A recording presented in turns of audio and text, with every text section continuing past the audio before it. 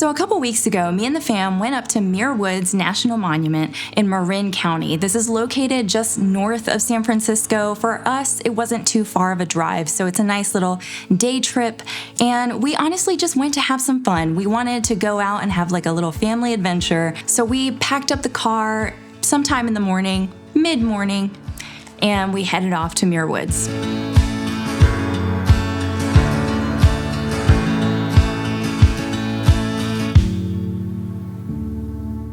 Muir Woods National Monument is known for giant redwoods. If you haven't seen redwoods, they are beautiful. They are huge, incredible, historic giants. I actually did a quick Google search and I was curious just how old some of these trees are. And I believe what I found online says that Muir Woods, some of those trees are 600 to 800 years old. And some of the oldest ones are 1,200 years old. Think about that. These trees have been around that long. We're excited to go see these huge, beautiful trees, and who doesn't love a good little family adventure? It's always nice to get out of your mundane, normal, day-to-day rhythms and go see someplace new. And for me, this was actually my first time to Muir Woods. I've been to other redwood parks, but this one was new for me. So I was excited to see a new place, a new park, and just explore. Also, even just like get out creatively and shoot someplace new. And so for me, I was just chilling with the fam, having fun, taking photos, capturing some memories, and also just trying to get creative and figure out, okay, how am I going to shoot this historical, super old, massive place? So today I'm talking about what I brought with me and why, and how I edit these photos, and why they are some of the hardest photos I've ever had to edit. But for those of you that don't know me or who are new here, my name is Jen and I'm a photographer from the Bay Area of California. Building a space where women in photography feel seen, supported, and find community. And fellas, you're welcome here too. If you're down to learn and create together, be sure to hit that like and subscribe. I post every week and I hope to leave you feeling inspired, confident, and equipped. So when I started thinking about what I wanted to bring to shoot Muir Woods, I was thinking through, okay, what are the scenes that I'm going to see? We're going to a forest with these historic, super old trees. And I'm also thinking like, okay, the scenes are going to be really busy. There's going to be a lot of textures. We're going to see light coming through the trees. So I'm thinking also high contrast. And so overall, I'm just thinking, okay, the scene is also, it's going to be huge, massive. Like, think of just how tall some of these trees are. Actually, let me think. Let's look this up so we know. How tall are the redwoods in Muir Woods? Oh, and they reach to over 250 feet. These trees are over 250 feet, okay? And so we're going to be standing at the base of them. So I'm just imagining like, okay, I'm standing looking at this tree, but it's also huge. Massive. Do I go with the widest lens I can find? I feel like most people probably would. Most people would bring a super wide lens, as wide as they can get. You know, I have a 16 to 35 Sony lens that I could bring, but I'm going to shoot on Leica. And so I'm thinking and weighing all of my options. I'm thinking about the historical nature of these trees. I'm thinking about how wide it needs to be, how to capture it all, the high contrast scenes. And you know what? As I've said before, I still have that 8 element, and honestly, it makes a lot of sense. Historic trees, historic vintage lens. Why not? So this 8 element is going to be a 35 Summicron. It's actually the version 1 from 1962, borrowed from a friend through YouTube named Jay, who's all the way in North Carolina, and he trusted me enough to send it to me to try out, and I'm so grateful. I have been using it as much as I possibly can. So that's why I brought it to Muir Woods to take with us, to take these incredible photos of these huge, old giants. So a few things I'm expecting, because I have had a little experience with this lens now, and I've had it for several weeks. I actually did a comparison video on it recently. I'll link that above as well, so you can check that out if you haven't seen it yet. But a few things that I'm anticipating is that it's a low contrast lens, which hopefully will help me out in the textured busyness of these scenes. And then also it has incredible flares. So whenever I do see some light, maybe I'm going to try and get some flares on it as well. And then also it's vintage. So it has a lot of that old bold, beautiful character in the bokeh. So I'm super excited about all of those things. Again, a lot of this character comes from when you have it wide open. I shot both with low and high apertures. I wanted to get tight textures, but I also got some wide scenes as much as I could. I'm gonna try a lot of different things, get the whole range, you know? So I've got the M11P, I've got the 8 element. The family and I set off and we went to Muir Woods.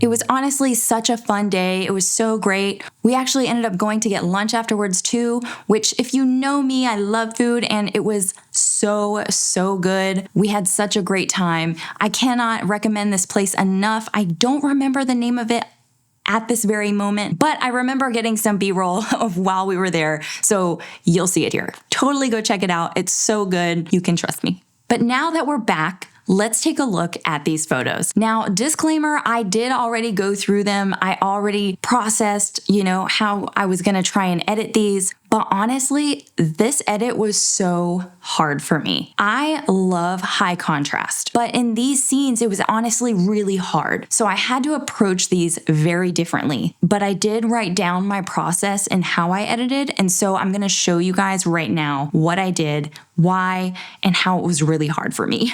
So let's take a look. All right, everybody, I have now opened up Lightroom. I've opened up this specific gallery for Muir Woods, and let's just jump right in. Like I said, I have already edited these. You can kind of see where I landed, but let me tell you how I got there and how I struggled. So for example, let's just take a look at this photo right here, okay? This photo. All right, I'm gonna switch back to the original real quick. And so you can see this. So this is the original, and obviously there's a lot of texture, but also I frame this in. Let's see what I do, okay? I'm really feeling the black and white, especially because it's a vintage lens. I also just am really inspired by black and white right now. And so I have been using the monochrome pack from Very Good Presets basically religiously at this point because I just love it so much. I also use, obviously, I use a lot of them, but let's close all these. So monochrome L, okay? Now let's just talk through what I usually do. I usually will throw on monochrome, and then I usually will go high contrast, and then a lot of times I'll push it, but obviously I don't need to here because that just gets really crunchy, right? It looks intense. It's a lot of texture. And as much as I love contrast, it's just too much for this scene. You lose the magic that is in this scene, okay? And so I'm not gonna push it. I'm not gonna, I even sometimes go in and sharpen, but just look at how crunchy this is. It's too much. There is such thing as too much of a good thing. So I have to approach this differently. I have to approach the photo differently. I have to get my contrast in a different way, a way that is more pleasing to the eye than what I typically do. And for those of you that still use the contrast slider all the way up, let me just show you what that looks like as well. So let's start over. I'm gonna go back to the beginning. I'm going to throw monochrome L on, and let's see what happens when we even just use the contrast slider, right? Like that is just way too much, way too crunchy. We don't want to do that. That's not where we're at. That's not what we're doing. That's not what we're about. It's not the contrast that I love, that inspires me. Let me show you where I ended up. So again, starting over, back to the original, I am going to use the monochrome pack for that beautiful black and white that I love so much. I also ended up lowering exposure a little bit, give it that underexposed look. Already it's looking more pleasing. I also actually lowered the contrast slider on this photo just to even it out even more. And then I build back my contrast using the black and white slider. Okay, so I'm bringing down the blacks and I'm building back the white. And then I'm also actually gonna push the highlights just a little bit. Not a lot, but a little bit. And then I also love to use some gradients to pull focus.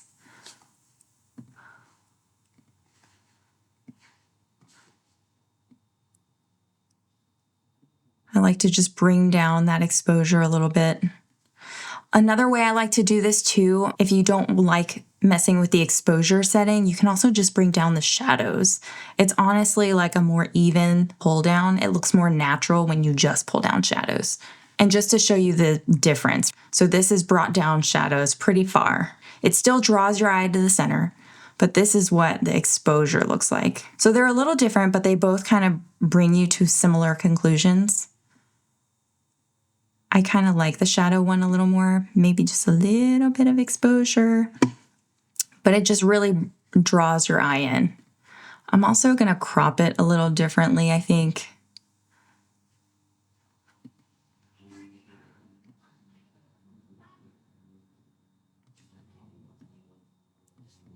I really want the trees to frame this in.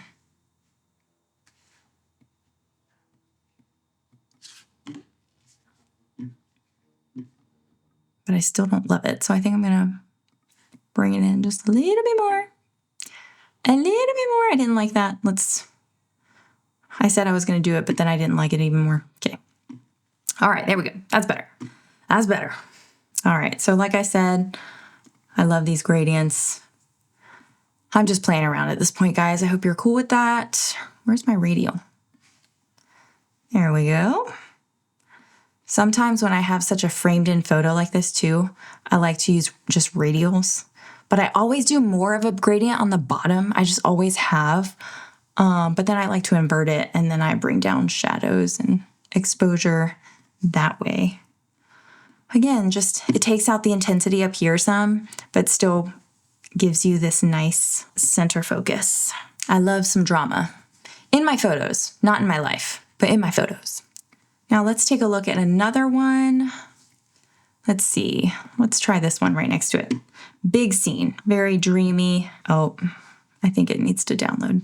All right, well, for now, I'm just gonna call this edit so I don't lose it. I'm gonna throw on the original. And like I said, we're gonna throw monochrome on it. And we're going to not do high contrast. I almost did it. It's like just second nature. I just like start doing what I usually do. All right, no, we're going to throw on the monochrome. We're gonna bring down the exposure just a little bit. And then we're gonna bring down the contrast slider, make it nice and even, then build back our contrast with the blacks and the white, and maybe a little in the highlights, just a little bit, not too much. And then I'm gonna gradient this. But I honestly, guys, I gradient so often. I just created my own little tools here to just do it automatically. But then I will sometimes still come in and just adjust them quickly. All right, there we go. Not bad, looks good. I like this. It has a vibe. And it's not crunchy, which is what usually ends up happening with my photos in the forest. It's like, I love how like dreamy and magical the forest is, but the second I like take a photo of it and bring it home and try and edit it, it ends up so crunchy. And I always have such a hard time with photos in the forest. It drives me nuts. Like, I don't know if you guys have this similar problem or if you've shot in a forest like this before and you get home and you're trying to edit and it looks really crunchy, or maybe it's just me. Maybe I struggle with crunchiness. Maybe I struggle with the contrast, but I like to think that I'm not alone. And so hopefully this is helpful. But let's do another one. There's actually a little nugget of gold that I got from Dave recently. I know myself well enough. I am self-aware enough to know that I am not some queen of color, okay? And honestly, I think that's why maybe even I have so much freedom and I'm so inspired by black and white. I'm not always super confident with color. You know who is? Dave. Incredible, incredible artist with color. And so I'm editing this. I'm struggling. I just want to cry because I'm so mad at this edit, right? And he, at some point while I was like dialing in what I wanted to do with each photo, he actually showed me something that I've never honestly even like, I never would have thought to do in this. And so I'm going to share it with you today.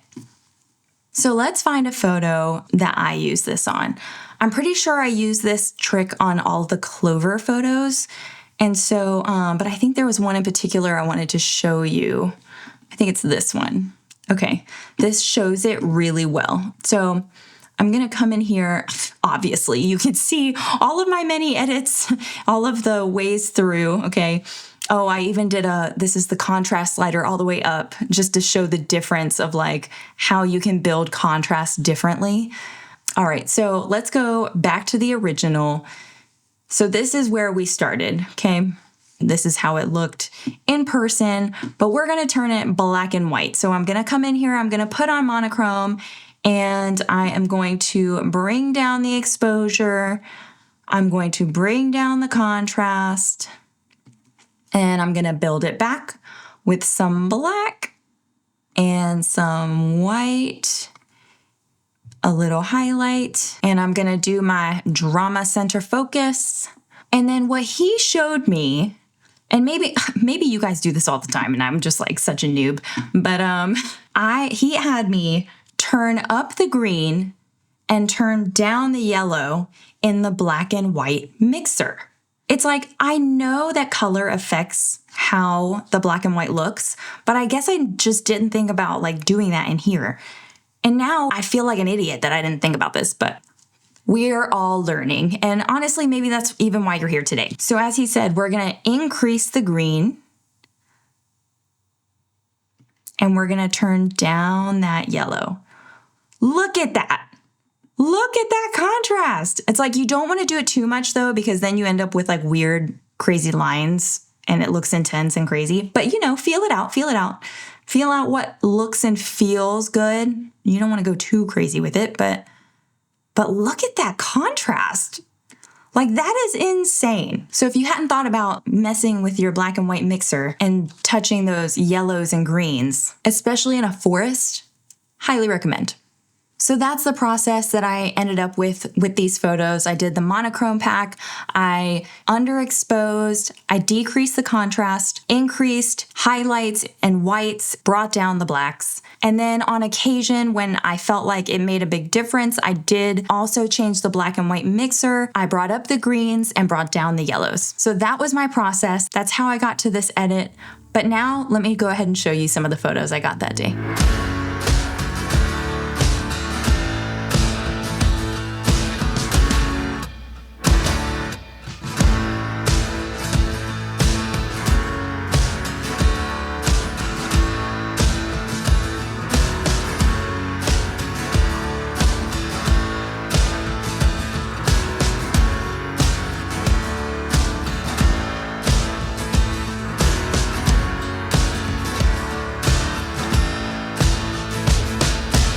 I hope you had fun watching me struggle with these photos and hearing about our experience in Muir Woods and the editing process afterwards. If you liked the monochrome pack or are interested in the other presets that Very Good Presets has, be sure to shoot over to the website. At checkout, use the code JEN for 15% off. Until next time, much love.